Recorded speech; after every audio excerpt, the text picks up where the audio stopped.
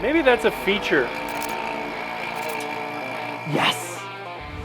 Welcome back to Hidden Light in the middle of the shit show. My name is Matt, and today we are talking about my new pet project, which is, you probably can't tell, it's a vacuum exposure unit.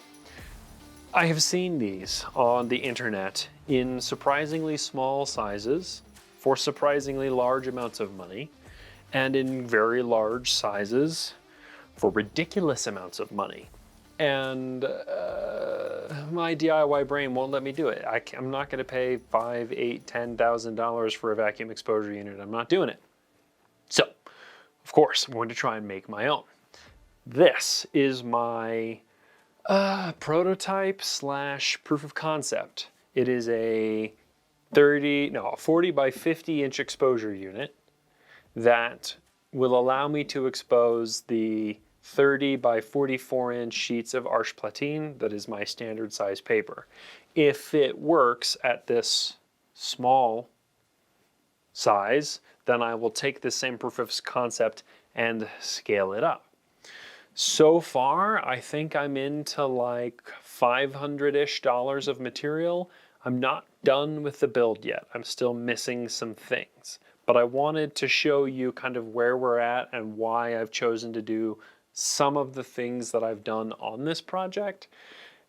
Worst case scenario, we all get to look at this video later and laugh at how naive and stupid I was. And best case scenario, the entire internet gets to look at the hilariously priced exposure units and giggle at those because we know how to make our own. I went looking on YouTube. I wanted to ask someone else to already be the expert and to have them show me what to do, and I was unable to find what I was looking for. So we're going to try and fill that niche here. For those of you who are new to the channel, welcome. I use fluorescent tubes to expose platinum palladium prints. I'm not using the LEDs. I don't know how to do the LEDs. Fluorescent tubes are what I had back in the good old days, and they're still what I'm using, and they still work awesome. So inside this box are a series of fluorescent tubes in light fixtures, and then I've got some space for that light to bounce around. The interior of the box is white to encourage the bouncing around. And then I've got a sheet of 1/4 inch tempered glass. Has to be tempered. Ask me how I know. And then above that, the vacuum platen is going to be on gas hinges and a spring, so I'll be able to just kind of like, and it will, and then I can put my negative in, and then my piece of paper down, and then close it. I have almost all the parts I need to make this thing happen, and the only parts that, like, we were supposed to shoot this video today, it was supposed to be totally done, and the hinges and stuff that like really make it a finished item are not here. So we don't get to do the finished part. We'll get to that later. For now, what I'm going to do is cut this felt so that it fits the inside area of my little platen rubber thingamajigger. I don't know what you call that, the vacuum part of the vacuum table. And then we'll be able to test it and see if this works. I did a proof of concept earlier and it worked great. So we'll cut some fabric and then we'll go through kind of each piece of the system and how and why I chose it, and then we'll test it. So come along for the ride. Welcome to the shit show.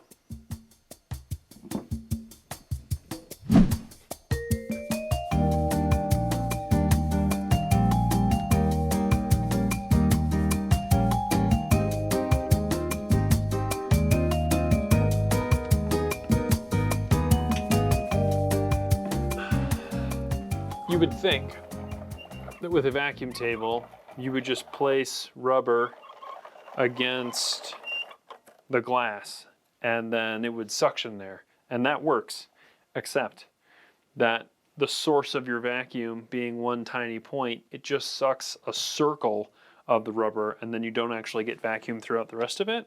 So what I'm doing here is forcing it to breathe through a piece of fabric. Now, if I had finished the top, I wouldn't have to crawl onto the table and do this. But the parts that I ordered have yet to arrive. So this will stick to this and allow that to breathe through the fabric. That's the hope here. So I'm going to lower this and hopefully not drop it.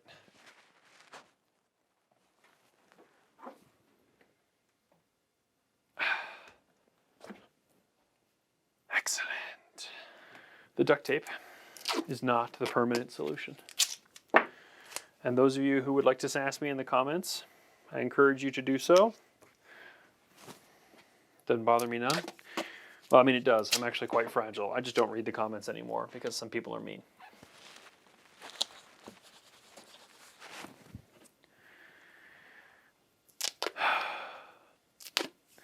The hope is that when I lift this back up, that fabric is attached to it. That's what we're aiming for here. You can see where my hose goes in here. That's where the vacuum comes into the chamber. Down, boy. So, moment of, maybe not truth, but reveal. I don't know. Let's see if it's stuck. Damn it! This is gonna be great. This is good.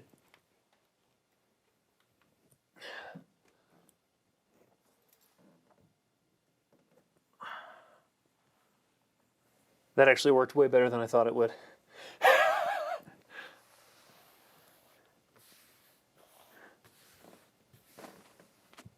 Good. Then I come off the table on purpose.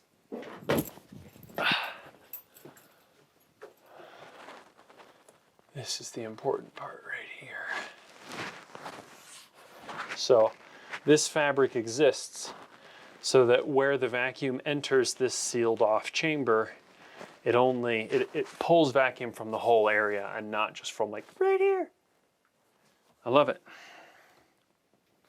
So before I power this thing on, let's look at what's in it and how it's made real quick. So I have, those of you who have been here for a while may remember my 10-foot long exposure unit. I took 2 sections of the panels out of that. They're just 18-inch panels basically that hold 6 UV light bulbs apiece, and I stuck them inside here. And then I'm covering that with glass, and we're covering that with a vacuum so that when I take a sheet of paper like this one, and I lay it face down with its negative, you see how it's kind of like doing weird things. It's coming off the edge of the whatever. When I lay this down and pull vacuum, it pulls all the air out and it forces it flat. Then I turn on the exposure for whatever the specified amount of time is, and we have a perfectly exposed, perfectly flat print every time at up to 40 by 50. So what will happen is there will be a gas strut here that holds up the hilarious amount of weight that this thing is, so that it'll be able to just pss, pss, go up and down. But right now, it's like 75 pounds of me doing it myself. Okay, so the theory is that there is a section inside here where a vacuum will get pulled. Unfortunately, with the top closed like this, I can't actually see if it's going to happen. So what I'm going to do for demonstration and validation purposes is pull this panel so that we can sneak our heads in there and see if the vacuum is actually pulling. And if that's the case, then we'll know we're ready to rock and roll. The tempered glass should be able to support its own weight here even when I remove this. For those of you who don't know, should is one of my favorite words.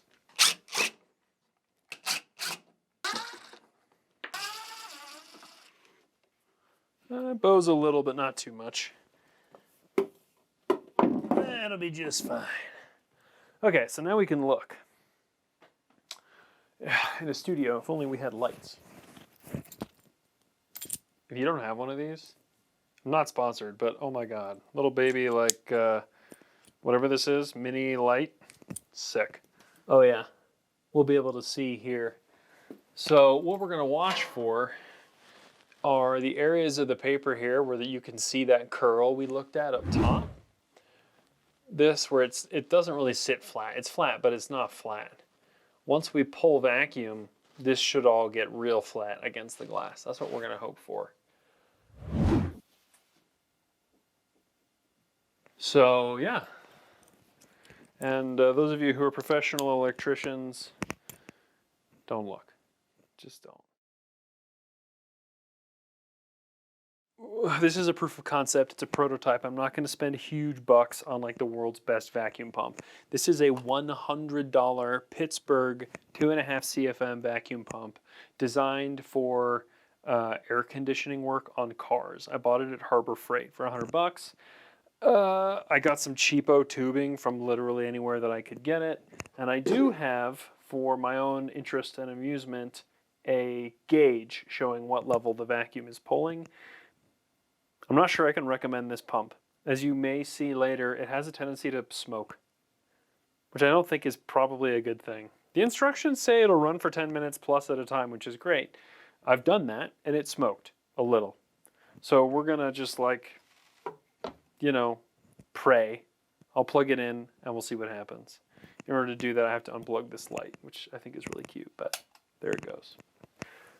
So we're going to turn on the vacuum. And over the course of between 0 and 10 minutes, we'll be able to see what's going on here. So, ready for annoying noises? 3, 2, 1.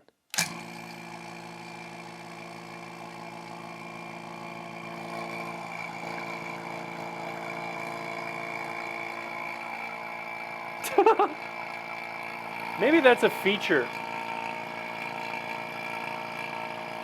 I'm going to turn it off. And then you can see the vacuum drop back down. I can hear it pulling air back in. This little thing where all that smoke looks to be coming out says it's the air exit. So I think that's a feature. Sketchy. Nothing's hot to the touch. So I don't think it's a real fire hazard. Let's go look at this print real quick and just see. Yeah, you can see it's deformed more now than it was 30 seconds ago. So why don't you hang out right there? That's working so good. I will point that. I could just turn on the UV bulbs, but that would make way too much sense. How's that? Ready, set, exposure, and here comes the vacuum.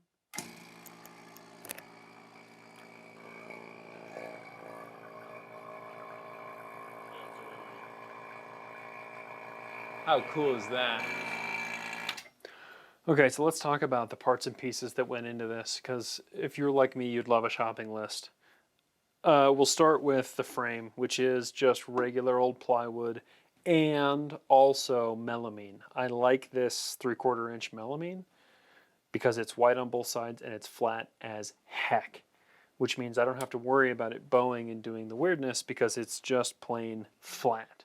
It also is reflective, which is helpful. Not like reflective, but like reflective. Then I have this foam, which is honest to goodness just like the thickest foam seal stuff that I could find. When you pull it out, it's adhesive kind of on one side, and it's actually a really aggressive adhesive. And so what I've done is stuck this just to the raw, unfinished white side of this melamine underneath. That is what allows the top to put reasonably even pressure and make a seal around this rubber blanket. It's a rubber blanket. I searched high and low for days or hours or at least minutes to find vacuum table blanket, and that's what I searched for, and eBay gave me what I needed. Vacuum table rubber blanket. This is the thinner stuff. It's like a mil thick. It's crazy thin. And it came in a great big sheet, folded up, and it does exactly what it's supposed to do. It provides a seal between the thing and the thing. The glass and the foam, basically. Then on the inside, so towards the middle of my exposure unit, I have where the vacuum hose comes through. I poked a very small hole into the seal, or into the rubber blanket here, and I passed my nozzle of the vacuum material through it. So this is just a spare that I have the exact same material, but basically the blue hose that you see here attaches to the barb. And then this guy here pokes through the blanket and comes through a seal just like this right? So this is the blanket. I took my Dremel, and I'll show you when we open the thing, and carved some notches in this so that it breathes around the edges. And then I took the smallest nut that would fit and threaded that over the top to hold everything in place while I'm manhandling the system up and down. And then that's it. I've got my vacuum pump and gauge from Harbor Freight for like as little money as possible. And then the lighting side of the things is controlled by a programmable timed switch, the kind that normal businesses use for their bathrooms. I took it and was able to reprogram it into specific increments of time that I prefer. I taped my instructions here so I don't forget how to do it. And despite being unplugged for the last week, it remembered all of my programming. So right now I'm calibrated at 7 minutes. And so I can just press 7 minutes. It kicks on the bulbs and the exposure runs for 7 minutes. At the end of 7 minutes, it turns them off, which means I no longer have to stand here and like run across the room every time my exposure's finished. It just does the thing for me. The entire time that the exposure runs, the vacuum table runs. And I have it on a separate switch that are not tied together so that I can turn the vacuum on before the exposure starts and make sure I have good vacuum, and then start the exposure. I can also just use this to flatten paper. Put it in here for 10 minutes and it'll be pretty flat when you're done, especially if it goes in kind of moist. So we've got wood and melamine for the base and the outsides. We've got a rubber blanket from eBay. We have our foam window seal from the hardware store of your choice. I like to go to my local one that's not the Big Orange store whenever I can, so that's where I got it. And then vacuum pump and stuff and hose all from the Harbor Freight. And then these random fittings were also from the hardware store of your choice. I'll open this table up so that you can see where my hose comes through.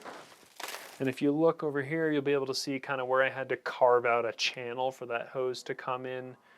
And then I actually took a chisel and yeeted away like a hole for that whole assembly to sort of mesh into so that when it pulls a vacuum, it's actually pulling flat. But we'll lift this up and you can see what that looks like. Oh yeah, and then fabric.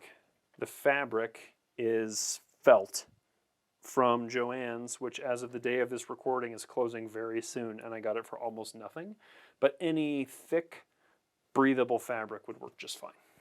Let's go look at the vacuum side of this.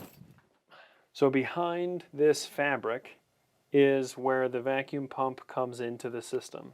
You can see where I took my Dremel and notched out the top little bit of this so that it can still breathe even when the nut is on top of it.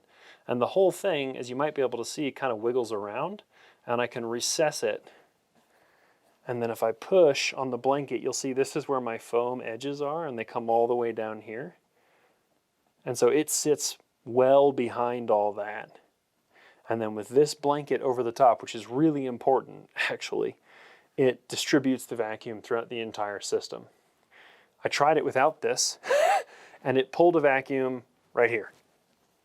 And instantly, but then nothing else happened. So having some sort of heavyweight fabric that's really breathable, I was actually in the store like with the fabric against my mouth trying to breathe through it, and that was how I determined that this felt for $2 a yard was the answer. That's it. It works. I've got the timer for the UV lights, which are just Home Depot 18-inch fixtures, 18 by 48. The bulbs, which we'll have a link for those too, because those are hard to find. Fabric, rubber blanket from eBay, and then a little bit of wood for the frame. And then the most expensive single piece was this $200 sheet of 1/4-inch tempered glass, which measures 41 by 51 or something. I got it just ever so slightly larger than I actually want or need, just to be sure that everything would fit. And I have a working 40 by 50-inch vacuum table for like not that much money, definitely less than $1,000. I haven't been keeping track. But we'll add everything up and let you know where we got everything and what it looks like. The next steps, the last steps for me to finish off this proof of concept unit are gas struts that will help me raise and lower this and a hinge for the back. And then I'm ready to make prints up to 40 by 50 for next to nothing.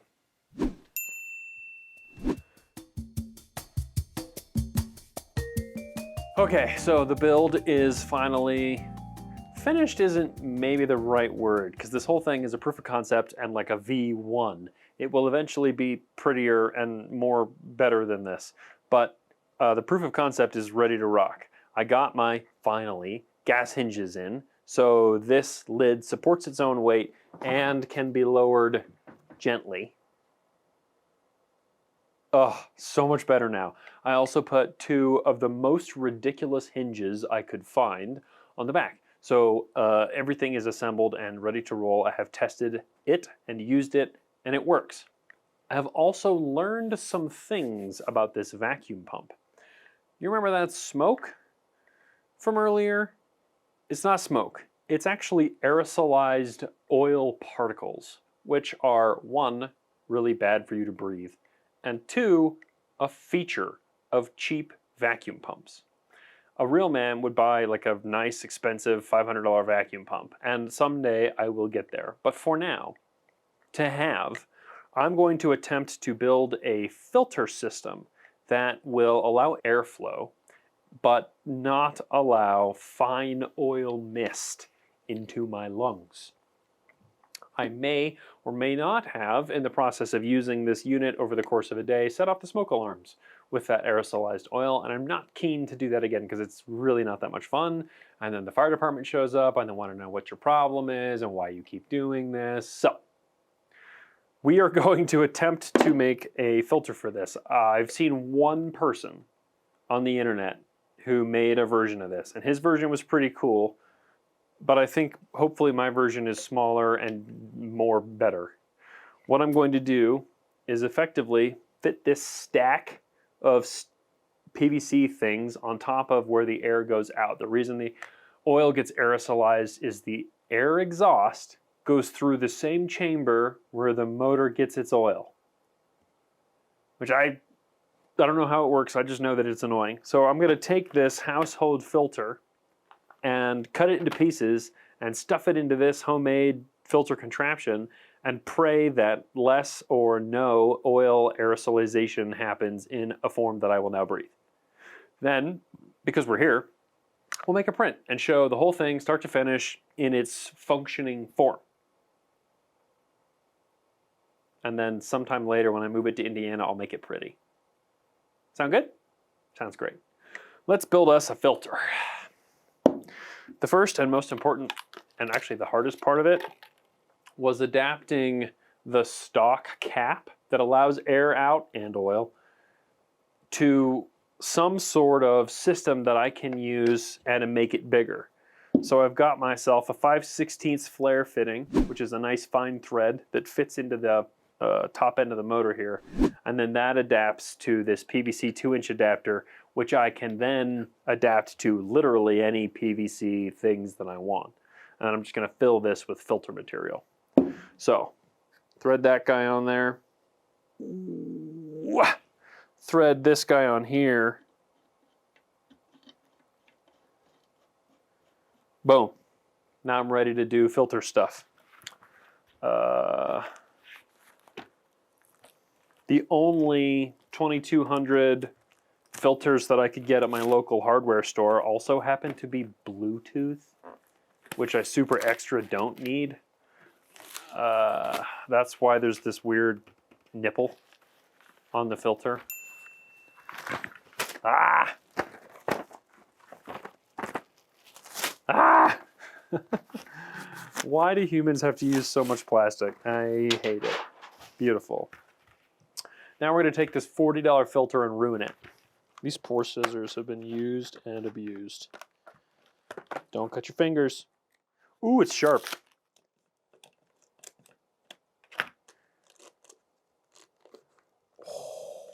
Boop. I love that. I'm going to do a few layers because I have this whole filter and I might as well. That's a hand workout. Oh man, this is tough stuff. And in classic Matt Beatty form, just make a mess. Don't worry about it. That's more like an oval. I promise I don't make your prints like this, you know? This is just a guess and check method going on in here. I can breathe through it, so let's just check and put it on the thing and see if it works. Screw it on there a little.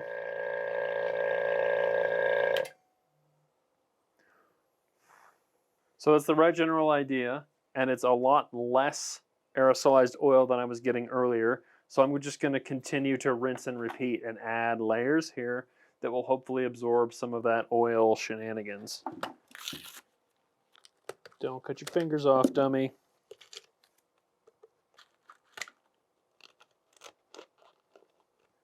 Okay, so now I've got, what, 4 or 5 layers of filter in here. So we'll give this a go and try again.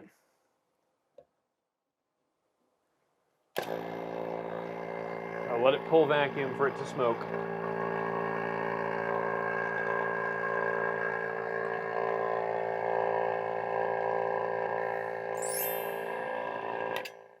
I feel great about that. Right now my run times for this unit are about 8 or 9 minutes at a time. And if I'm doing a day of production, you do one for 8 or 9 minutes and then you let it cool for 10 minutes and then whatever. So the first real test will be when we make this print. And we'll see how this goes. I need to clean up my mess first. I'll add these parts to the shopping list in case you end up buying this pump and don't want to breathe aerosolized fine oil mist. Yeah, that's what I know about that. Let's make a print. I think it's time. Watch me clean up this mess. Ready? 3, 2, 1. Okay, we're ready. I've learned some lessons in the last couple days of using this system. One of which is this pulls a 20-inch of mercury vacuum, which is a really good vacuum. And it pulls so much pressure between the coated piece of paper and the negative that I'm actually having to let my paper dry longer, something I've never had to do before. But I've had multiple instances now where I thought it was dry enough to print. I print it, and then I have to peel the negative off the sheet of paper rather than just taking it off. It sticks due to the huge amount of pressure compressing everything. So while the printmaking side is mostly the same, there are some additional delays that I now have to deal with because this thing is so robust. I may end up putting in a valve that will pull a lower vacuum and let me dial it into something that's keeping it flat but not smooshing it. We'll see. But for now, let's make a print. Mark my corners a little. Put this guy up and out of the way. Got my wet brush. Okay, 1, 2, buckle my shoe.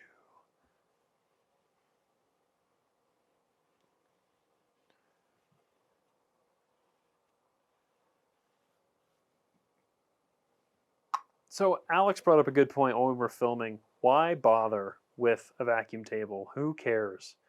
Well, the bigger you make your prints, the more difficult it is for them to get flat during exposure because we're introducing moisture everywhere you see my brush strokes, and we're leaving the edges of the paper unmoistened, which means the interior part of the paper wants to do funny things like curl and wave. And so if you don't have sufficient pressure pushing the paper against the negative, against the glass, you get soft spots in your print where the paper and the negative have become separated. So this print is a perfect example. This is by a photographer. This is either Jason or Karen Rawlings. I don't remember which. But in a high detail area, you can kind of see down here what it's supposed to look like. This image is a little crunchy. It's that way by design. But as soon as you come up into these areas up here, you see what feel like almost bubbles. And that's actually what they are. It's space, bubble between the negative and the paper, which makes it soft and therefore terrible. So the vacuum table takes care of this. It pushes the entire thing flat against the glass by pulling all the air out between here and the glass. And when you've removed the air from here and here, it smooshes everything against the flat surface of the glass, which means then you no longer get these terrible bubble areas. So that's why we're doing this. This small proof of concept should allow me to take the exact same thing way up to 4 feet by 10 feet. And that is where you really have to worry about bubbles and getting stuff flat, because the sheet of paper is 9 feet, 8 feet long. And you get one little bubbly area like this in a giant print that costs thousands of dollars to make, and it's ruined. So that's why. That's why we're doing this. Good question, Alex. Okay, it's time to make a print. So I've got my negative here laid on the old paper. You know, it's funny, those scratches we were looking at earlier, can't see them now. Oh, that's a lie. Yes, I can. They're still going to be there, but hopefully I can hide them in the trees and rocks. So we will flip this guy over, put him in there, and then nice and gentle. Then start the vacuum first, and once the vacuum is pulled, start the exposure, which today is 7 minutes.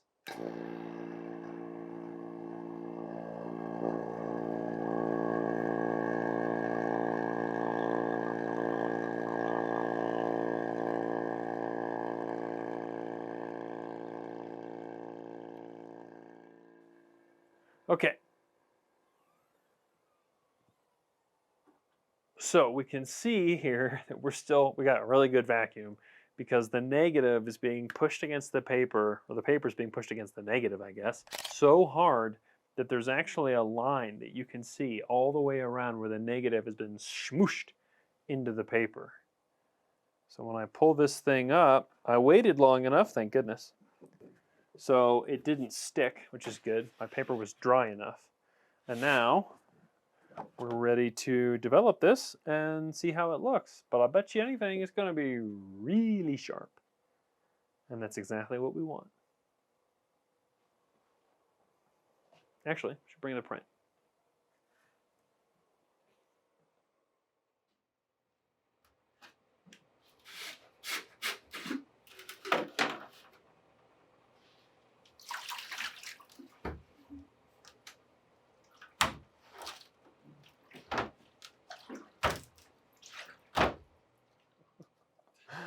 Unreal.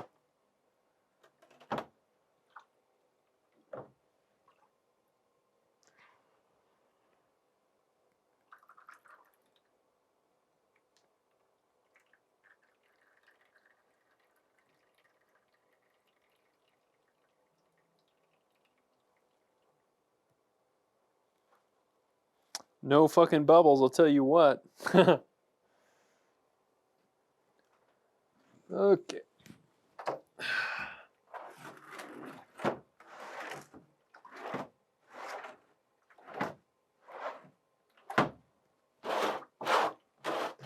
And that is the end of our vacuum table build. There's one thing I'm not sure I said about this setup, this vacuum table, the way that I built it. It is not the way. It is not even necessarily a good way, although it functions very well and costs very little. It is the way that I chose to do it because I can't abide by spending a gazillion dollars making or buying a fancy one. So if you want to like sass me in the comments about how ghetto I rigged everything, by all means. But it's not the way, it is just a way. And you know what? It's a way that works, and it's a way that I wasn't able to find on YouTube when I was searching, and now it exists. There you go. Thanks for joining me. I gotta clear this print, and then clear it again, and then wash it, and then dry it. We'll see you in the next one.